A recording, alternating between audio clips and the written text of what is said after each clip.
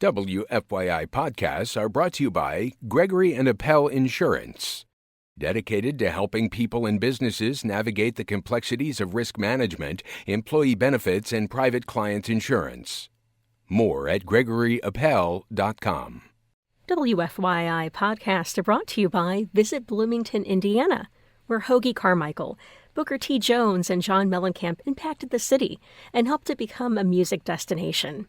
Bloomington is home to a variety of musical artists, live music venues, and hundreds of annual music events. More information at musicbloomington.com. What we're gonna do right here is go back, way back into time. This is Butch Slaughter, and you're listening to the echoes of Indiana Avenue.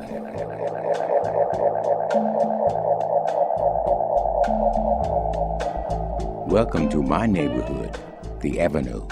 I grew up here, and each week I'll be sharing the sounds and stories of the people that made the Avenue great.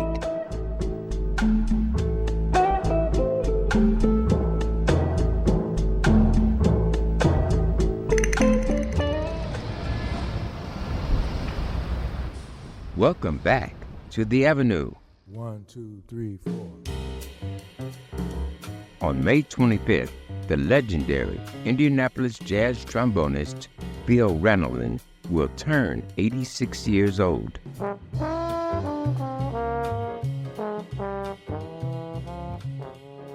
For the next 3 weeks, we'll celebrate the anniversary of Phil's birthday by exploring his extraordinary work in music. We'll also listen to a recent conversation Phil recorded with WFYI's Kyle Long. It's art. There are mistakes in art.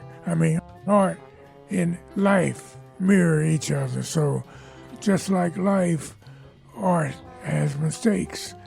Those mistakes turn out to be something beautiful. On this week's show, we'll focus on music from Phil's latest releases, from the 4-LP box set Found Tapes to his collaboration with the Jazz Is Dead label.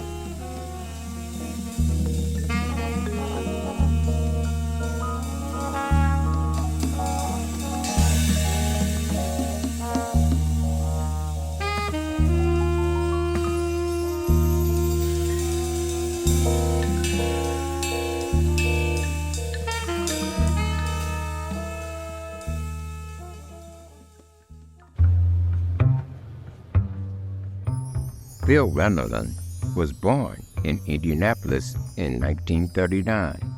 He lived on the city's east side in the Martindale Brightwood neighborhood. Phil attended Arsenal Tech High School, where jazz icon Freddie Hubbard was also a student. Nearly 2 decades later, they would record 3 albums together.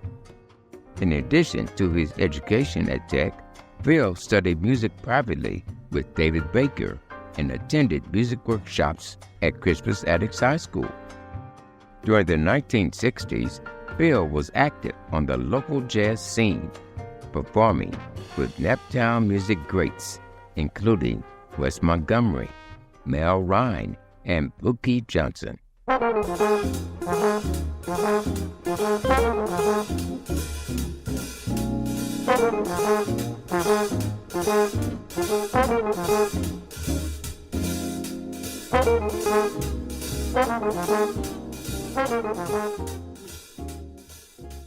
Around 1968, Phil left Naptown for Detroit, becoming deeply involved in the city's dynamic music scene. While in Detroit, he worked as a session musician and touring performer for Motown Records, working with artists like Stevie Wonder and The Temptations. But it was his work with Tribe Jazz Collective that elevated his legacy in music. Phil co-founded Tribe in the early 1970s with saxophonist Wendell Harrison. Tribe started as a musical ensemble, but soon expanded into a record label, magazine, and artist collective. Their work was explicitly political, advocating for Black empowerment and self-determination. Phil's work with Tribe Records produced a number of seminal albums, including The Time Is Now and Vibes from the Tribe. These recordings blended traditional jazz with funk and avant-garde techniques, helping to redefine the boundaries of the genre.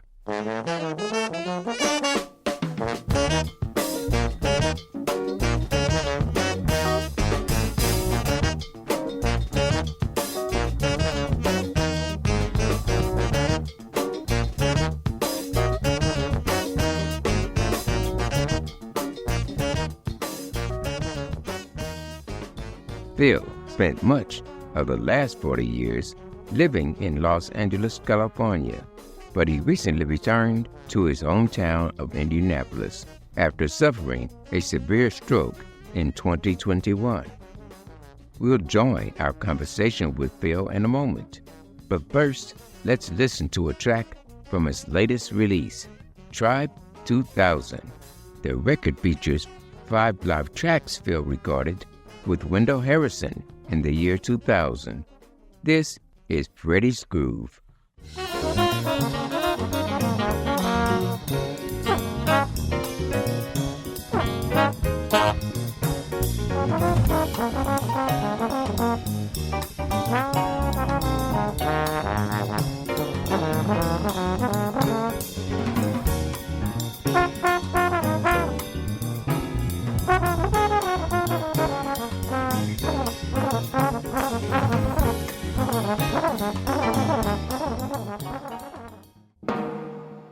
That was Phil Ranelin and Wendell Harrison with Freddie's Groove.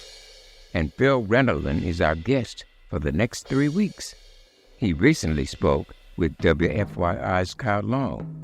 Let's join their conversation as they discuss Phil's most recent studio album, Infinite Expressions. Phil, thank you so much for coming back to talk with me again. It's always an honor to feature you. Well, thank you for having me again. We were just talking on the way over here how long ago has been since you did interview me. I think I was coming back to play at the Jazz Kitchen, and you picked me up, and I was jet lagged to the bone. But yeah. We got through it. Yeah, and it was for one of the J.J. Johnson tributes at the Jazz Kitchen. That's what it was. Yeah, you're right. Yeah, I want to start out by talking about some of the new releases that you have coming and that you've put out over the last few years. Okay. There's been a lot of really interesting, exciting music coming out from you. Some of it archival. Okay, let me start out with saying, if people out there don't know, I had a stroke September the 5th of 2021, and it's kind of limited my mobility, and I'm still hoping for recovery, but right now, I've been doing things, miraculous things, in terms of promoting and producing, because I've been doing it from a hospital bed. Wow. And I'm probably most proud of some of the more recent things. And right after 2020, okay, let me go backtrack a little bit. February the 2nd of 2020, I played my last true gig, and it was a great gig. And White Hive producer Greg Howe had just released a compilation, and I was selling them at the club, and shortly after that I had the stroke. But after February of 2020, the next week was the sickness. COVID. Yeah. Yeah, COVID after that happened, right? Yeah. So So month one went by, month two went by, month three, month four, month five. About the fifth month, I'm laying in the bed, not having been able to play my horn for 5 months. And I jumped out of bed. I said, man, I can't let these people stop me from playing. I got to do something. So that's when I decided to go in the studio. And I had my buddies volunteer to give me some studio time and not charge me and let me go for it. And so I did. And Infinite Expressions was a result of that.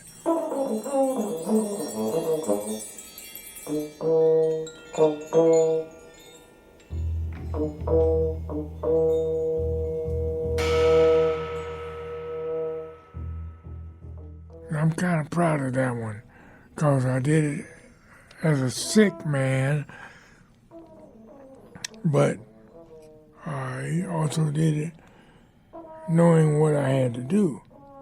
And so Infinite Expressions, I pieced it together because it started out with just me and a drummer. His name was Andre Beasley. Okay. Me and Andre Beasley went in the studio and laid some tracks down and then called some of my other buddies to overdub some stuff. And so that's the way that record happened.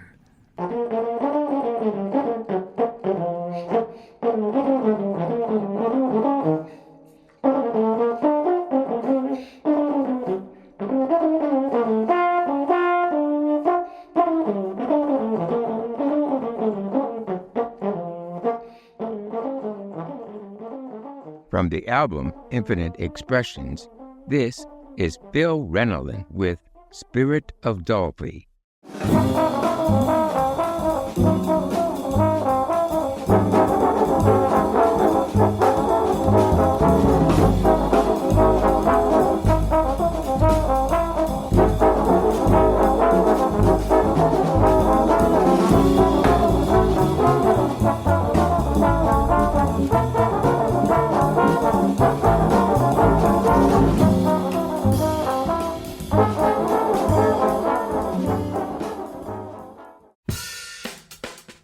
That was Phil Ranelin with Spirit of Dolphy.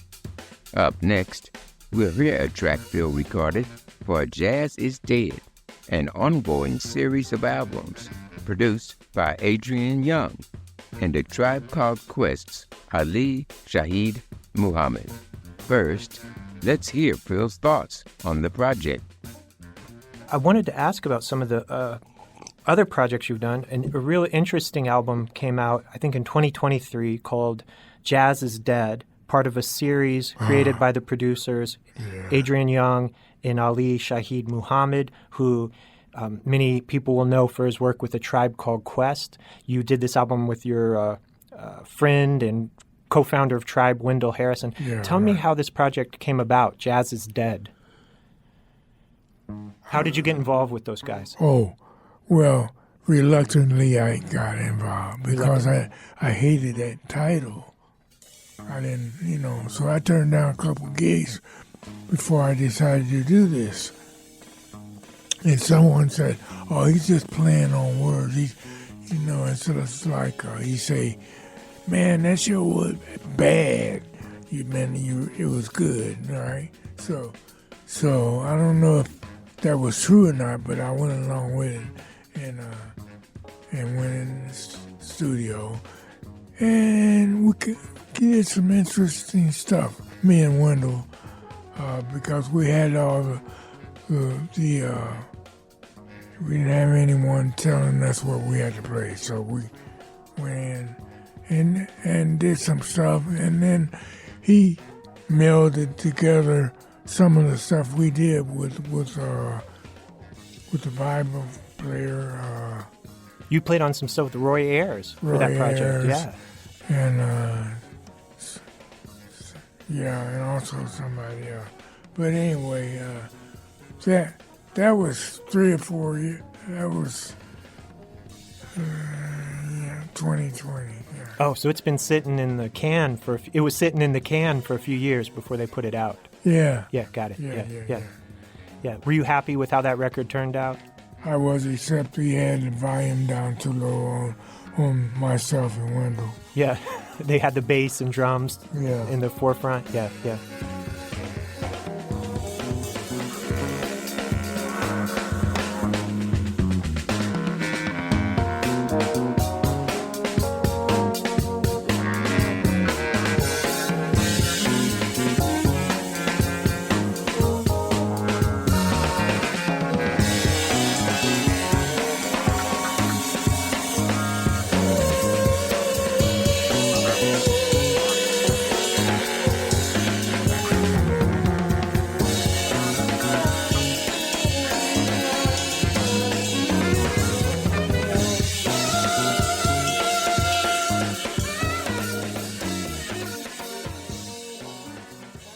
Don't touch that dial. Echoes of Indiana Avenue will return with more words and music from Phil Ranelin after this short break. WFYI podcasts are brought to you by Gregory and Appel Insurance, dedicated to helping people and businesses navigate the complexities of risk management, employee benefits, and private client insurance. More at gregoryappel.com. This is Butch Slaughter, and you're listening to the Echoes of Indiana Avenue. This is the first episode in our three-part series celebrating the music of the Naptown trombonist Phil Ranelin. May 25th is the 86th anniversary of his birth. Last year, Phil released a 4-LP box set titled The Found Tapes, live in Los Angeles. The album included live recordings from 1978 to 1981, featuring Phil performing with Billy Childs, Ralph Penland, and Tony Dumas. We'll hear a track from that album now. This is Phil Ranelin with Just the Way You Are.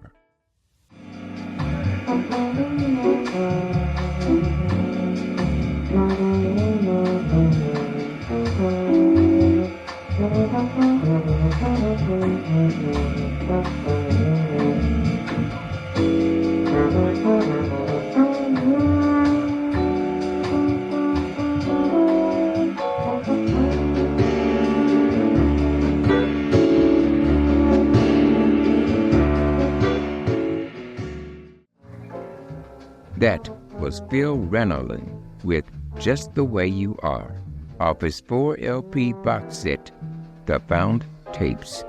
Phil recently spoke with WFYI's Kyle Long. Let's return to their conversation as they discuss The Found Tapes. More recently, you put out this 4-LP box set, Found Tapes. Tell us about the music on this album and where it came from. Okay, first of all, let me just say that the most recent music on that album was 41 years ago. Okay, so there again, it probably wouldn't have happened had not I had this stroke and was laying around thinking. For some reason, this stroke had me thinking about all kinds of things, and music, of course. And so prior to the stroke, I had been listening to this music. I would listen to it, I say every year or two I'd pull it out of the closet and play a track or two and say, oh no, man, I can't do nothing with that because of this. And I'm thinking, well, I made a mistake here, or the drums didn't come in right there, or whatever, finding excuses not to deal with it.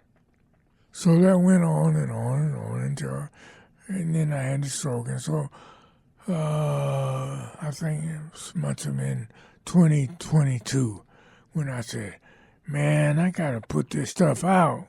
The world needs to hear it. that's how I come about putting it out. But the music on it was there's no edits. It's the music you hear is the music that happened that night, and I'm proud of that fact. And it's art music. It's art. There are mistakes in art. I mean, art in life, it mirror each other. So just like life, art has mistakes, and you make mistakes in life, and so those mistakes turn out to be something beautiful. So I'm really proud of that 4-album release.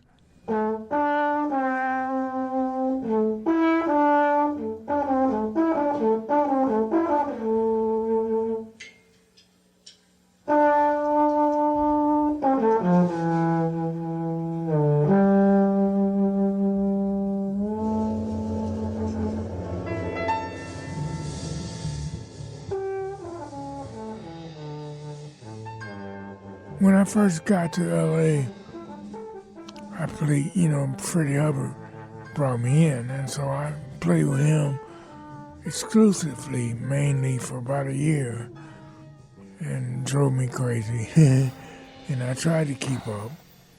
And sometimes I did, sometimes I didn't. But anyway, I got the urge to play my music again and still play with him, but also play with my. So I'm asking around about who I could get for a trio, because something was telling me to do a quartet instead of having another horn player, a guitar. I want to play, I want to play my music, and I want to do it like this. So I asked my friend Charles Moore, "Hey man, who's the best rhythm section around here? Who should I get?" He said, "Well, there's Penland. I had played with Ralph, with Freddie, and there was Billy Charles. I don't think I had played with Billy at all before that, but later I played with Billy with Freddie. So anyway, and Tony Dumas, I didn't really even know. So he mentioned those three guys, and so he said, "Man, if you get those three guys, you ain't got nothing to worry about." I said, "Oh, cool."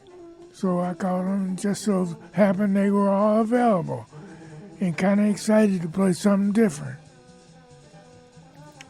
So we never rehearsed, but the first gig we played was at a place called the Sound Room, and it's called He the One We All Knew, and with a 21-year-old Billy Charles. Oh, man. And those guys, boy, really played. Whew. Tony Dumas played some incredible lines, and Ralph Penland. Oh, so I was having a lot of fun.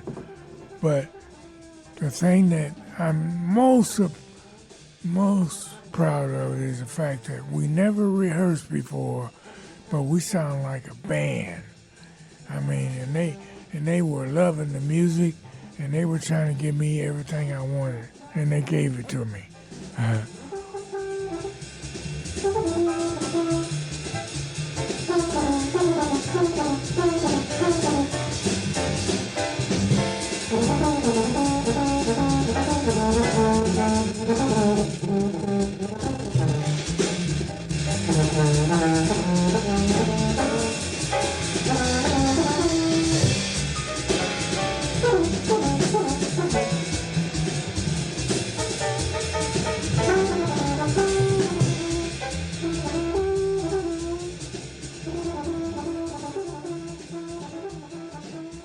The album Found Tapes, live in Los Angeles, was released by Org Music, right? And you have another release coming from Org with Wendell Harrison called Tribe 2000. Tell us about this release. Okay. It came from a radio broadcast exclusively. Like all that music was from one night. Mainly my original compositions, from what I'm told. I haven't heard it But Wendell says this. I said, well, how I sound, man? You putting it out? He says, he keeps saying it's my record. It ain't my record. Well, it's mainly your songs and so and so and so. You the feature. You sound good. You sound like Phil Ranelin. I said, oh, okay. So when it comes out, you'll hear it for the first time, I guess. Yeah.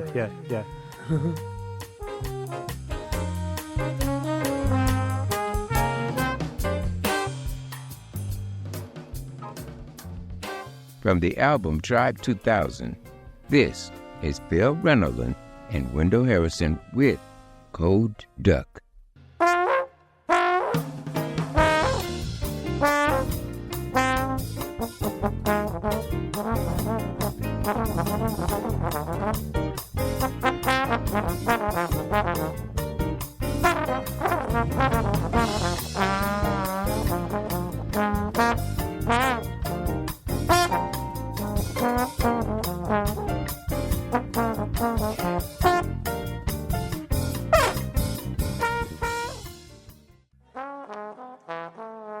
That was Phil Ranelin and Wendell Harrison with Cold Duck. Let's return to our conversation with Phil as he discusses his work with the Pan-African People's Orchestra. Another album that came out recently that you were featured on, one track on, is titled 60 Years. It's an anthology of the Pan-African People's Orchestra in Los Angeles, a group that you played with, I think, a few times or for a few years. Tell us about your relationship with this group. Well, that was Horace Chapscott's group, Yeah. the Pan-African People's Orchestra. In my opinion, Horace was like the perfect band leader. You know, his music was kind of out there, but in terms of just dealing with the musicians in the band, he was like a Duke Ellington. Duke could get along with anybody and convince them they were a necessary element in his music. And that's the same way Horace was. He was a con artist. No, but he was sincere. Horace was very sincere, but he would make whoever he's talking to in that band feel like they were his best friend, and he needed them in the band to make the band sound the way it should. Yeah, I had a lot of fun playing with Horace. How many years did you work with him in his group? About 8. Really? Uh-huh. Wow. It's incredible music.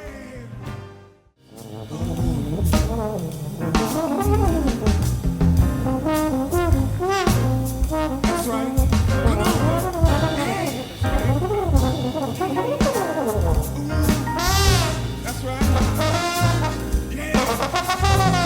All about it.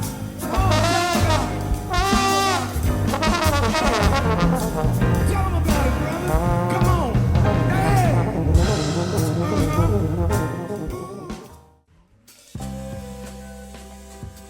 That was the Pan-African People's Orchestra, featuring Phil Ranelin on trombone. And that's all the time we have for this week. Thanks to our guest, Phil Ranelin, and thank you for listening. Tune in next week to hear more words and music from Phil. You can meet me here on the Avenue again next week, same time, same place. And you can find the Echoes of Indiana Avenue podcast on Spotify, iTunes, YouTube, or wherever you download your podcast. Echoes of Indiana Avenue is written and produced by Kyle Long and hosted and co-produced by me, Herman Butch Slaughter.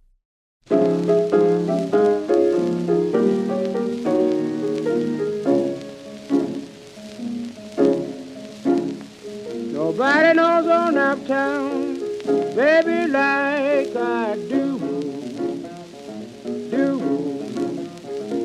Nobody knows on uptown, baby, like I do.